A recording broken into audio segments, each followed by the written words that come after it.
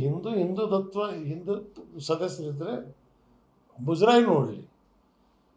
Muslim ಪ್ರತಿನಿಧಿ ಬೇಕು ಅಂತಕ್ಕಂಥದ್ದನ್ನು ಕಾನೂನನ್ನು ತಿಳ್ಕೊಂಡಾರ ಅವರು. ಇಷ್ಟೇ. ಎರಡನೇದು, ಜಿಲ್ಲಾಧಿಕಾರಿಗೆ ಅಧಿಕಾರ ಕೊಡಬೇಕು ಡಿಸೈಡ್ ಮಾಡೋದು ಅಂತ ಹೇಳ್ತಾರೆ. ನಾವೇನು ಹೇಳ್ತೀವಿ, ಜಿಲ್ಲಾಧಿಕಾರಿಗಳಿಗೆ ಅಧಿಕಾರ ಕೊಡೋಕ್ಕಿಂತ ಬದಲು ಹೈಕೋರ್ಟ್ ಜಡ್ಜ್ ಟ್ರಿಬ್ಯುನಲ್ ಮಾಡಿ ಅವ್ರಿಗೆ ಕೊಡ್ರಿ, ಲೆಟ್ ಹಿಮ್ ಡಿಸೈಡ್. ಇಷ್ಟೇ.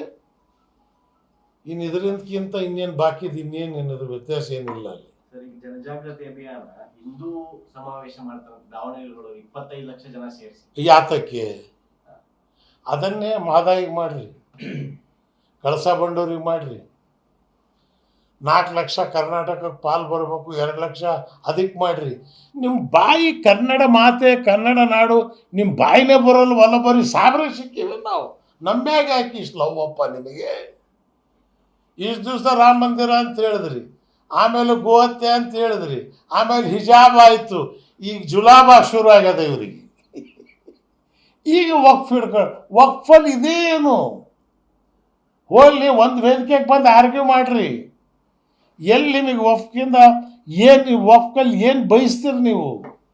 ನಿಮಗೆ ಗೊತ್ತಿಲ್ಲ. ವಕ್ಫ್ ಆಕ್ಟ್ ಮಾಡಿದ್ದು ಯಾರು? ಪ್ರತಾಪ್ ಸಿಂಹ ಕೇಳಿದ್ರೆ ಗೊತ್ತಿಲ್ಲ ಅವನಿಗೆ.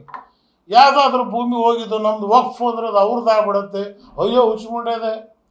ರಸ್ತೆ ಹುಡುಗಿ ನಾನು ಹೆಂಡ್ತಿ ಅಂತ ಹೇಳಿದ್ರೆ ಹೆಂಡ್ತಿ ಆಗ್ತಾಳೆ. ಇವು ಹುಚ್ಚರು ಇವರು. ಅದೇ ಇವ್ರು BJP ನೀವು ಮಾಡ್ಬೋದು, ಹಂಗೆ ನಮ್ಗೆ ಮಾಡೋಕ್ಕೆ ಬರೋಲ್ಲ. ಇಸ್ಲಾಂ ಧರ್ಮದಲ್ಲಿ ನೀವು ಎಂದಿನವರೆಗೂ ಆ ಮಾಲೀಕ ಆ ಜಾಗನ ಕೊಟ್ಟು ವಕ್ಫ್ ಮಾಡಲ್ವೋ, ಅಲ್ಲಿ ನೀವು ಖಬ್ರಸ್ತಾನ್ ಮಾಡೋಕ್ಕೂ ಆಗಲ್ಲ, ಮಸೀದಿ ಮಾಡೋಕ್ಕೂ ಆಗಲ್ಲ. ಅಲ್ಲಿ ಮಸೀದಿ ನೀವು ಮಾಡಿದರೆ ಅಲ್ಲಿ ಪ್ರಾರ್ಥನೆಯೂ ಕೂಡ ದೇವರಿಗೆ ಅದು ಸಲ್ಲಿಕೆ ಆಗಲ್ಲ. ಇದು ಇಸ್ಲಾಂ ನಿಯಮ. ಬರೀ ವಕ್ಫ್ ವಕ್ಫ್ ವಕ್ಫ್ ಅಂತಾರ.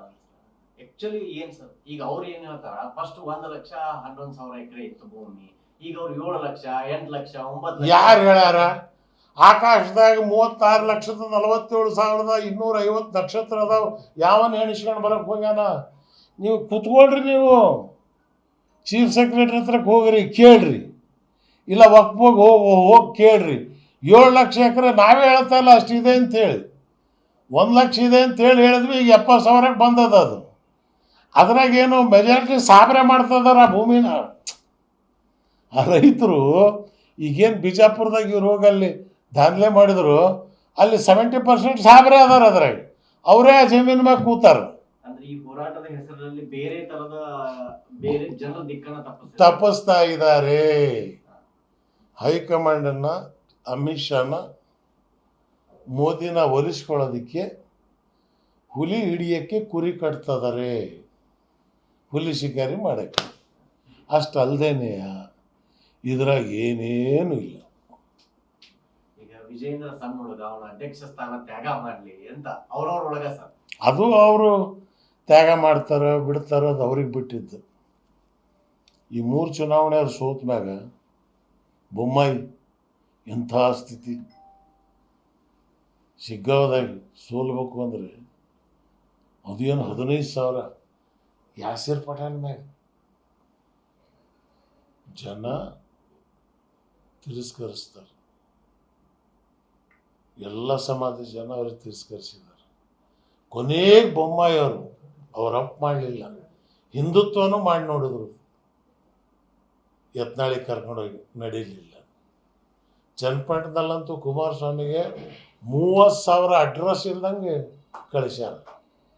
ಗೆದ್ದೆ ಬಿಟ್ಟಿವಿ ಅಂತ ಬೀಗಿದ್ರು ಸರ್ ಅವ್ರು. ಹೇಳ್ತಿದ್ರು ಗೆದ್ದೆ ಬಿಟ್ವಿ ಅಂತ. ಫಸ್ಟೇ ಹೇಳ್ತಿದ್ದೆ ನಾನು, ಕುಮಾರಸ್ವಾಮಿ ಅವರೇ ನನ್ನನ್ನು ಬಿಟ್ಟು ಚುನಾವಣೆ ಮಾಡಿ ನೀವು. ನಾನು ಇದ್ದಕ್ಕೆ ನೀವು ಚನ್ನಪಟ್ಟಣಾಗ ಇದ್ರಿ 20,000ಕ್ಕೆ. ನಾನು ನೀವು ಬಿಟ್ಟ ತಕ್ಷಣ 30,000ಕ್ಕೆ ಸೋತೀರಿ. 20,000 ಸಾಬ್ರ ಓಟು, ಇನ್ನು ಬಾಕಿ 10,000 ಅದು ಬೇರೆ ಜಾತಿ ಓಟ್ ಅಲ್ವಾ?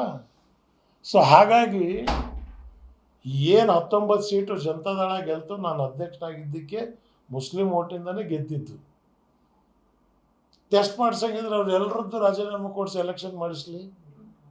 ಬಟ್ ಮುಸ್ಲಿಂ ಓಟಿಂದ ಗೆದ್ದು ಕುಮಾರಸ್ವಾಮಿ ಅವ್ರ ಕೊನೆ ಕೈ ಜೋಡಿಸಿದ್ದು ಯಾರ ಜೊತೆಗೆ ಸರ್? BJP. ಅವ್ರ ಸಿದ್ಧಾಂತನ ಬೇರೆ. ಅದು ನೋಡೇ ನಾವು ಬೇರೆ ಆಗಿರೋದು. ಅದು ನೋಡೇ ನಾವು ಬೇರೆ ಆಗಿರೋದು. ಪಾಪ ಈಗ ಬಿ ಜೆ ಪಿಯವರಿಗೂ ಅವರಿಗೂ ಲವ್ ಮ್ಯಾರೇಜ್ ಇದು ಎಷ್ಟು ದಿವ್ಸ ನಿಲ್ಲತ್ತೆ ಅಂತ ಗೊತ್ತಿಲ್ಲ. ಚನ್ನಪಟ್ಟಣ ಬಸ್ ಸ್ಟ್ಯಾಂಡ್ದಾಗ ನೋಡಿಬಿಟ್ರು ಅವರು.